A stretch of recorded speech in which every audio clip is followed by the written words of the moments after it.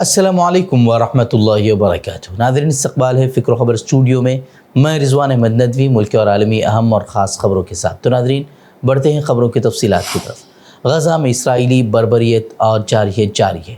फ़ज़ाई हमलों में कम अज़ कम 25 फ़लस्तीनी फिर से शहीद हुए हैं। तिब्बी माहिरीन का कहना है कि 8 अफराद नुसैरात पनाहगुज़ीन कैंप के एक अपार्टमेंट में शहीद हुए, जबकि 7 बच्चों समेत कम अज़ कम 10 अफराद जबालिया में शहीद हुए।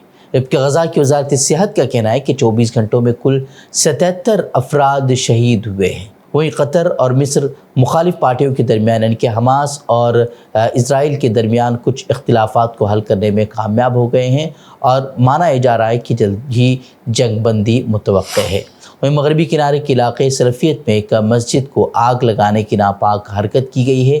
यहूदी आबादकारों ने इसराइली फ़ौज के हिसार में एक मस्जिद अल-वलीदैन पर हमला कर दिया। सलफियत के गवर्नर ने तस्दीक की है कि यह मकरूह काम यहूदी आबादकारों ने इसराइली फ़ौज की मदद से किया और उनके हिसार में ही वो वापस भी चले गए।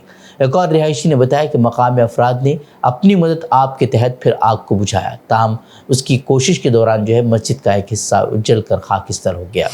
एक तरफ इसराइली फ़ौज अहले गज़ा का कत्लेआम मचा रही है, तो दूसरी जानिब कुछ तंजीमें ऐसी हैं जो फ़लस्तीन के साथ इज़हार यकजहती करते हुए वो इसराइल पर हमले कर रही हैं। अब यमनी हूसी तल अबीब पर एक फ़लस्तीन 2 नामी हाइपरसोनिक बैलिस्टिक मिसाइल फायर करने में कामयाब हो गए हैं। इसराइल का फ़ज़ाई दिफाई निज़ाम आने वाले प्रोजेक्टाइल को रोकने में नाकाम रहा था। इस हमले में 16 अफराद के ज़ख्मी होने की इत्तलात हैं। हूसियों के तर्जुमान याह्या सारी ने अपने एक बयान में कहा कि वो हमला गज़ा में हमारे भाइयों के ख़िलाफ़ कत्लेआम के साथ साथ हमारे मुल्क के ख़िलाफ़ इसराइली जारहियत का रद्द-ए-अमल है। और राजस्थान के जयपुर अजमेर हाईवे पर एक अलमनाक सड़क हादसा पेश आया था, जिसमें सीएनजी टैंकर धमाके से फट गया था, जिसकी वजह से अब हलाकतों की तादाद वो बढ़ती जा रही है। अब तक कुल 14 लोगों की हलाकत की तस्दीक हुई है, जबकि 44 अफराद बुरी तरह झुलस गए थे। झुलसने वाले ज़ख्मी मुख्तलिफ अस्पतालों में ज़ेर इलाज हैं, इनमें से कईयों की हालत तशवीशनाक बताई जा रही है।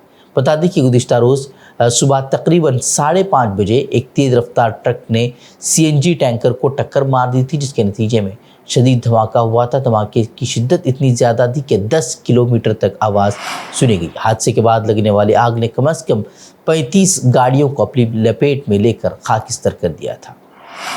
मुल्क में जारी फ़िरक़ावाराना सियासत और मंदिर मस्जिद तनाज़ात पर अचानक आरएसएस के सरबराह मोहन भागवत ने भी तशवीश का इजहार करके सभी को हैरत ज़दा कर दिया है। आरएसएस की ईमा पर ही उठाए जाने वाले तनाज़ात पर अब मोहन भागवत ने भी इजहार तशवीश किया है। उन्होंने कहा कि अयोध्या में राम मंदिर के तामीर के बाद कुछ लोगों को लगता है कि वो इस तरह के मसाइल को उठाकर रातों रात हिंदुओं के लीडर बन सकते हैं, लेकिन ऐसा नहीं है। ये लोग समाज की हम आहंगी को बेपनाह नुकसान पहुंचा रहे हैं। उन्होंने ये बात पुणे के एक प्रोग्राम में एक लेक्चर के दौरान कही। उन्होंने कहा कि हिंदुस्तान हमेशा से एक तकसीरी माशरा रहा है और अब भी है, और हमें दुनिया को ये दिखाने की ज़रूरत है कि ये मुल्क हम आहंगी के साथ रह रहा था और आगे भी बग़ैर किसी परेशानी के रह सकता है। मोहन भागवत के माजी के बयानात पर अगर नज़र डाली जाए तो ये वाज़ेह हो जाता है कि उनके कौल और फ़ेल में हमेशा तज़ाद ही रहा है। पंजाब और हरियाणा हाई कोर्ट ने 9 दिसंबर को इलेक्शन कमीशन को हिदायत दी थी कि वो हालिया हरियाणा असम्बली इंतखाबात के दौरान एक पोलिंग स्टेशन पर डाले गए वोटों से मुताल्लिक वीडियोग्राफी, सिक्योरिटी कैमरे की फुटेज और दीगर दस्तावेज़ात वकील महमूद पराचा को फराहम करें। अदालत ने कहा था कि दस्तावेज़ात उम्मीदवारों के अलावा दीगर अफराद को भी फ़ीस की अदायगी पर दस्तियाब होनी चाहिए। अब इस फैसले के चंद दिनों के अंदर ही मोदी हुकूमत ने इंतखाबात से मुताल्लिक़ क़वानीन में ही तरमीम कर दी है, जिसके तहत अब तमाम इंतखाबी दस्तावेज़ात अवामी मुआयने के लिए दस्तियाब नहीं होंगी। तरमीम शुदा कायदे के मुताबिक सिर्फ वही दस्तावेज़ात काबिल रसाई होंगी जो क़वाइद में वाज़ेह तौर पर बयान की गई हैं।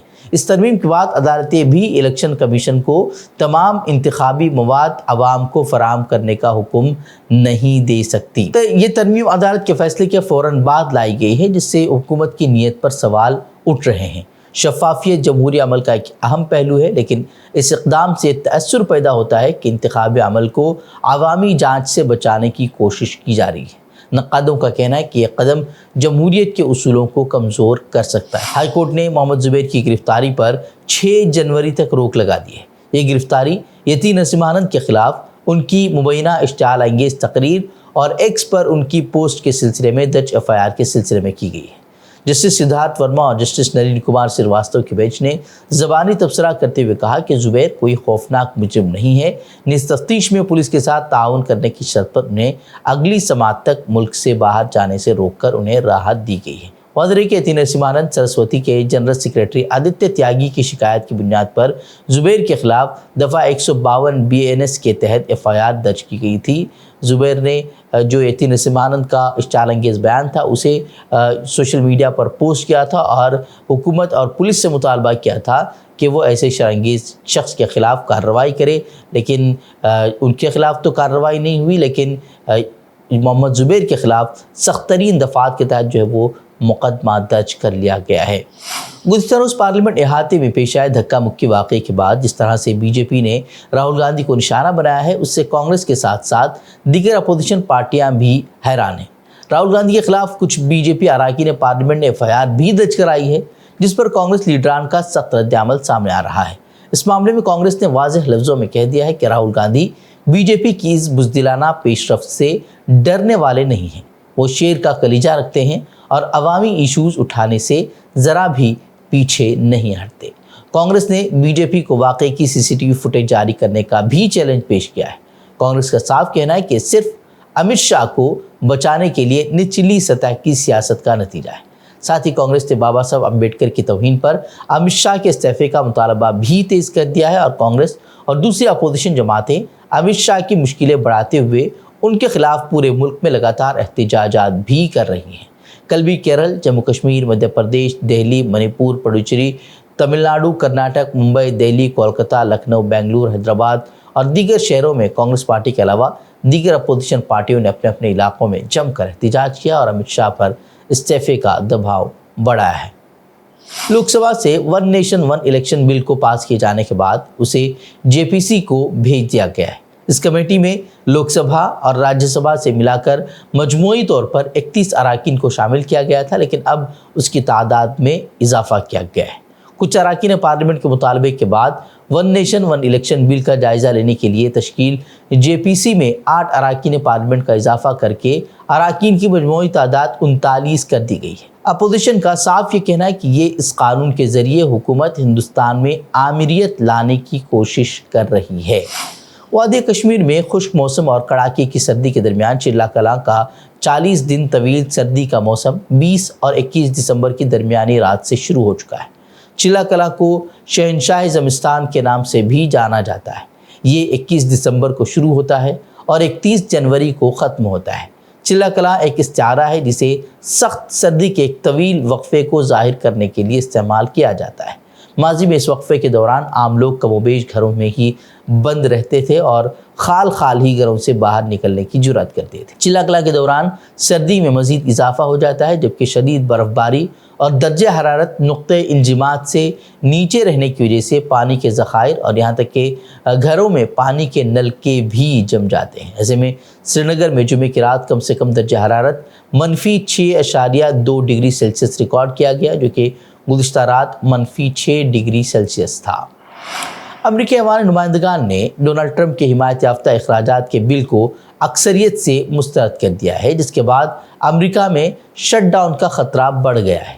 وائس آف امریکہ کی رپورٹ کے مطابق ٹرمپ کی حمایت کے باوجود 38 ریپبلکنز نے پیکیج کے خلاف ووٹ دیا، جبکہ 3 ڈیموکریٹس کے علاوہ تمام نے اس کی بھرپور مخالفت کی۔ حکومتی اخراجات کے پیکیج پر ووٹنگ کے دوران 235 اراکین نے اس کی مخالفت کی، جبکہ 174 نے حمایت کر۔ اگر قانون ساز ڈیڈ لائن میں توسیع کرنے میں ناکام رہتے ہیں تو امریکی حکومت جزوی شٹ ڈاؤن پر چلی جائے گی، جس کی وجہ سے حکومتی ادارے معمول کے مطابق کام جاری نہیں رکھ پائیں گے۔